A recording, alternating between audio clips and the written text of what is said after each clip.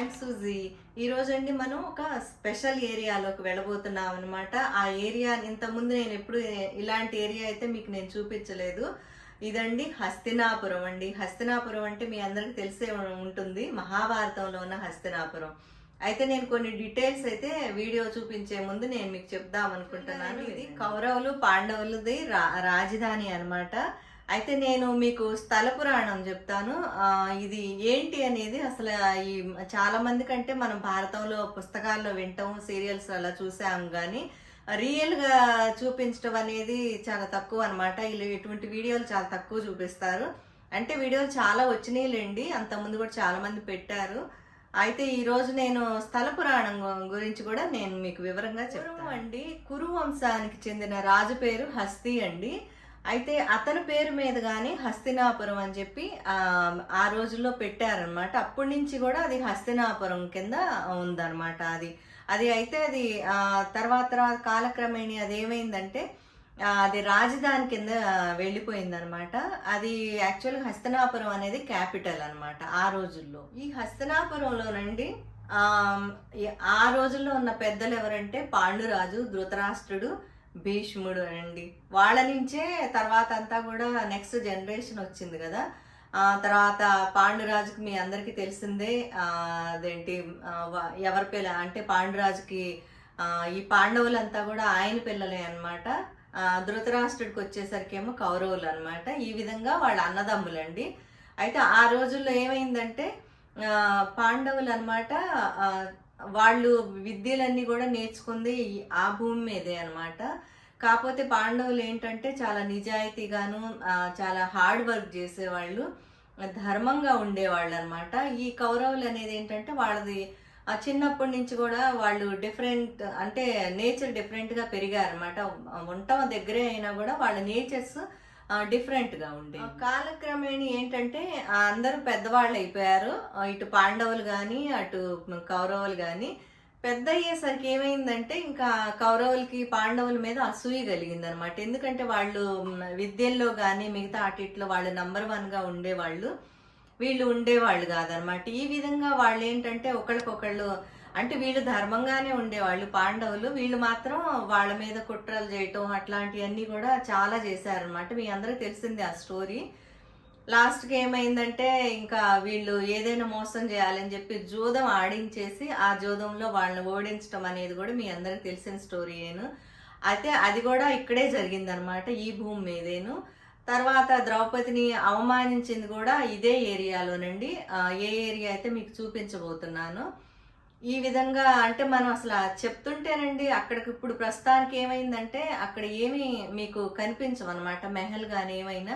ఎందుకంటే అక్కడ గంగా నది అవన్నీ వరదలు వచ్చినప్పుడు ఏమైందంటే ఈ మెహల్ దగ్గర నుంచి అన్నీ కొట్టుకుపోయినాయి అనమాట. కాకపోతే అక్కడ ఉన్నవి ఏంటంటే వాళ్ళ కులదైవం అనమాట. పాండవులకి కులదైవం ఏంటంటే అమ్మవారు. అయితే మనం ఆ గుడి చూద్దామండి. అమ్మవారు శక్తిపీఠం అనమాట. ఇంకోటి ఏంటంటే వాళ్ళు స్నానాలు చేసేవాళ్ళు అంటే ఆ బావి ఇప్పుడు వరకు కూడా ఉందన్నమాట. ఆ బావి కూడా చాలా బాగుందండి చూడటానికి. నేను ఆ ఏరియా చూపిస్తాను. ఇంకోటి ఏంటంటే ద్రౌపది స్నానం చేయటం కోసం అని చెప్పి ఒక ప్రత్యేక ఘట్టం ఉండేదన్నమాట.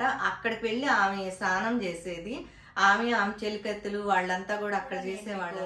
ఆ ఘట్టం ఒక దర్శనం మీకు చేపిస్తాను. చాలా అసలు ఆ గడ్డ మీద కాలు పెట్టంగానే ఒక డిఫరెంట్ ఫీలింగ్ వచ్చిందండి. అంటే పాండవులు ఉన్న ఏరియాలోకి మనం వచ్చామే అని అనిపించింది అనమాట.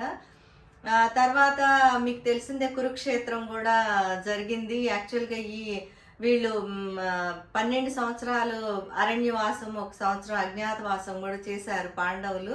వచ్చిన తర్వాత వాళ్ళకి వాళ్ళ రాజ్యం తిరిగి ఇవ్వకపోయేసరికి అప్పుడే కురుక్షేత్రం జరిగిందండి.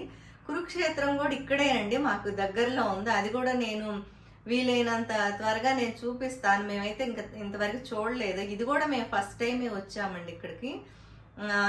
నేను ఫ్యూచర్ వీడియోలో కురుక్షేత్రం కూడా నేను అసలు ఆ ఏరియాని అందరూ చెప్తూ ఉంటారు. ఇప్పుడు కూడా ఆ ఏరియాలో ఉన్న శాండ్ ఎర్రగా ఉంటుందంటండి.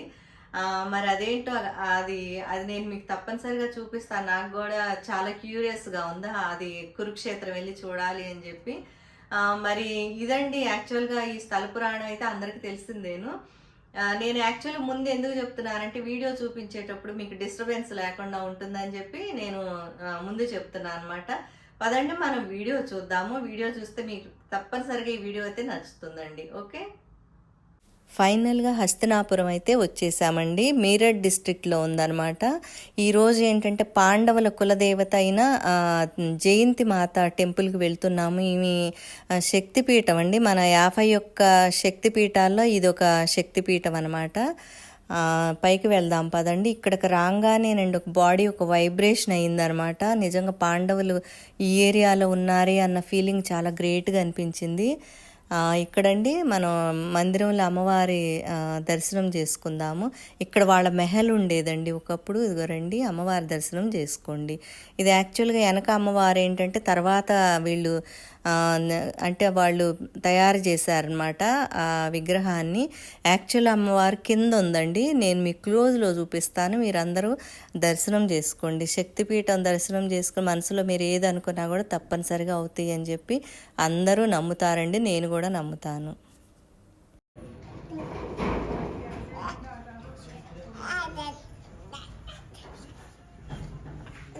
इनके बारे में बताइए, ये कितने साल पहले की हिस्ट्री क्या है? ये प्राचीन जयंती माता शक्तिपीठ मंदिर है।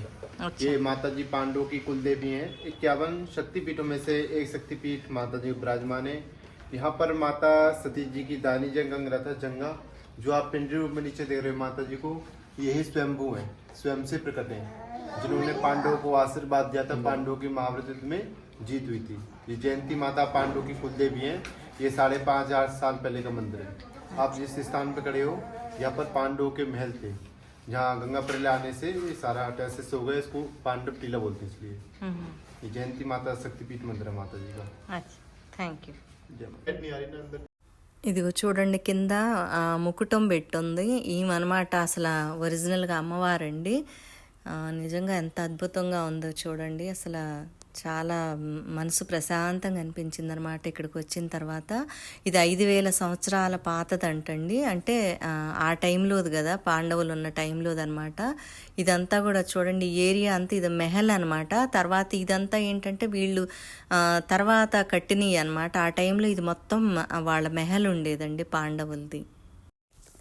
ఇక్కడండి నిజంగా ఒక ఎంత గుడ్ ఫీలింగ్ వచ్చిందంటే ఇక్కడికి వచ్చిన తర్వాత ఇక్కడ పాండవులు కౌరవులు వాళ్ళంతా కూడా ఇదే ఏరియాలో వాళ్ళు అంటే ఆడుకోవటం కానీ అన్నీ చేశారు. మొత్తం అనమాట ఈ ఏరియా అంతా గంగా నది ఈ వరదల్లో కొట్టుకుపోయిందండి. ఇప్పుడైతే ప్రస్తుతానికి ఏమీ లేవు, ఒక టెంపుల్స్ తప్పించి. కానీ ఈ భూమి మాత్రం ఇదేనండి పాండవుల భూమి అనమాట.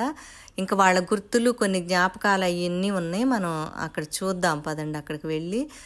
ఎందుకంటే వాళ్ళు స్నానాలు చేసిన బావి అవన్నీ కూడా ఉన్నాయి అన్నమాట. చాలా అద్భుతంగా అనిపించింది. వెళ్దాం పదండి. ఇక్కడ ఇంకో టెంపుల్ ఉందండి, వెళ్దాం పదండి లోపలికి. 5,000 సంవత్సరాల నాటి వటవృక్షం అండి. ఎంత అద్భుతంగా ఉందో చూడండి. ఇప్పుడు లోపల మనం శివాలయంకి వెళ్దాము. పాండవులు ఇక్కడే వాళ్ళు స్వయంగా వాళ్ళు చేతులతో పూజలు చేసేవాళ్ళు అని చెప్పి ఈయన చెప్తున్నారు. వాళ్ళు చనిపోయిన తర్వాత కూడా వాళ్ళ ఆత్మలు ఇక్కడే ఉన్నాయి అని చెప్పి ఆయన అంటున్నారు. ఇక్కడ విగ్రహాలు ఉన్నాయండి. 5 విగ్రహాలు నేను చూపిస్తాను చూడండి. पेड़ का बारे में बताइए। एक मिनट बंदर थोड़ा निकाल दो जी। यहाँ तपस्या करते थे शिव जी। शिव जी तपस्या करते थे। पांडव जी आए यहाँ शिव जी के दर्शन करने। उनके साथ थे अर्जुन और ये तुम्हारे पांडव और कृष्ण जी। अच्छा। कृष्ण जी ये पांडव पहचान नहीं पाए किनको, शिव जी को। तो कृष्ण जी ने उन्हें दर्शन दिया। साथ अर्जुन थे और पांडव आए थे। पांडव के हाथ के वो भीम के हाथ के भगवान के पेड़ है बड़का, जो महाभारत के हमारे सतयुग के हाथ के लगे हुए भीम के। अच्छा, भीम जी ने लगवा भीम ने अपने हाथ से ही यहाँ स्पर्श किया। अच्छा अच्छा। पेड़ को। और सामने पांडव जी गई सत्यमही उन्हीं की पवित्र आत्मा की मूर्ति। अच्छा। शिवलिंग भी उन्हीं के हाथ के अर्पण कर रखे हैं पांडव। हाँ, और उन्हीं के ही भीम के हाथ के लगे हुए 2 चीज साथ, शिवलिंग और बड़ అదిగా అవన్నీ పాండవుల విగ్రహాలంటండి. చూడండి ఎంత బాగున్నాయో. जो धार्मिक हमारे हिंदू पवित्र आत्मा पांडव जी यहाँ अपने क्या शरीर क्या है। अच्छा शरीर को त्यागा है। उन्हीं की ये अच्छा अच्छा। आलोक हो गए ना, हम्म, आलोक हो गए, शरीर उनका यहाँ हम्म, सिद्ध है, आत्मा सिद्ध पुरुष आत्मा है सिद्ध। हमारे महाभारत की जो प्राचीन हिंदू धर्म की उनकी, अच्छा अच्छा तो इन्हीं इसी के कहते हैं हमारे शिव मंदिर पांडेश्वर मंदिर, अच्छा। जो कि हमारे ఇక్కడ అంటండి పాండవులు వచ్చి స్నానం చేసేవాళ్ళంటే ఈ బావి దగ్గర. ఆ బావిని చూద్దాం పదండి. నిజంగా ఎంత అద్భుతంగా అనిపిస్తుందో వినటానికి కూడా.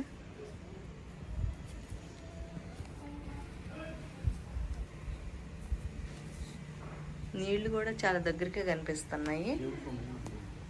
तो जो स्नान करते थे हमारे जो है पवित्र भारत की जल स्थिर, इससे हमारे रोग दूर होते थे। जो अच्छा। स्वयं खुद राम भी स्नान करे, శ్రీరామ్ जी भी। श्री राम भी स्नान स्वयं करे इस जल से, अच्छा और भी हाँ स्नान करते थे, मतलब- शिव जी की पूजा करते हैं। अच्छा द्रौपदी मैया भी। हाँ वो भी पूजा करते हैं पांडव को, अच्छा अच्छा महाभारत की। अच्छा। अभी क्या ये पानी इस्तेमाल करते हैं? पानी इस्तेमाल कर सकते हो, अच्छा जल ले जाओ, जल चढ़ाओ, अपने पवित्र करो घरों को लिए, वो भी है। जो अच्छा। रोग दूर हो जाती है, क्योंकि पांडव के जो भगवान खुद स्वयं वो स्नान कर रहे हैं, तो उनके जल तो हमें धूल मिट्टी के समय पे, हाँ सही। भगवान की धूल मिट्टी समेत जल भी उन्हीं की याद की माँ सतयुग की। हम्म, इसीलिए हम तो यही कहेंगे भगवान हाथ धो, स्नान करो, जल ले जाओ, पवित्र अपने शरीर को पवित्र करो, अच्छा। इससे बड़ी और क्या चीज। పాండవులండి ఇక్కడికి వచ్చి స్నానాలు చేసి పూజలు చేసుకునే వాళ్ళంట. ద్రౌపది కూడా ఇక్కడే పూజ చేసేదంట. అయితే ఇదే బావిలో శ్రీరాముడు కూడా స్నానాలు చేసేవాళ్ళని చెప్పి ఈయన చెప్తున్నారు పూజారి. ఈ నీళ్లతో స్నానం చేస్తేనంట కుష్టు వ్యాధుల దగ్గర నుంచి నయం అవుతాయి అని చెప్పి ఇక్కడ అంటే భక్తులు నమ్ముతారండి. అంటే అంత పవిత్రమైన జలం అనమాట. ఇదిగో చూడండి, ఈ చెట్టుని భీముడు నాటాడంటండి. ఆ రోజు నుంచి ఈ రోజు వరకు చూడండి నిజంగా భీముడు లాగానే కనిపిస్తుందండి ఈ చెట్టు. నెక్స్ట్ మనం వెళ్ళేదండి కర్ణ మందిర్ అండి. అంటే కర్ణుడు తెలుసు కదా మీ అందరికీ, అతని టెంపుల్కి వెళ్తున్నాం అనమాట. అతను కర్ణుడు అండి, ప్రతిరోజు బంగారాన్ని దానం చేసేవాడనమాట. ఇది ఆయన టెంపుల్ అండి. చూద్దాం పదండి లోపలికి వెళ్ళి. ఇక్కడండి ఆయన తన కర్ణకుండలాలు దానం చేస్తాడు చూసారా, అది ఇదే ప్లేస్లోనండి. ఆయనకు మెహల్ ఉండేది, మెహల్లో ఒక అమ్మవారి గుడి కూడా ఉండేది.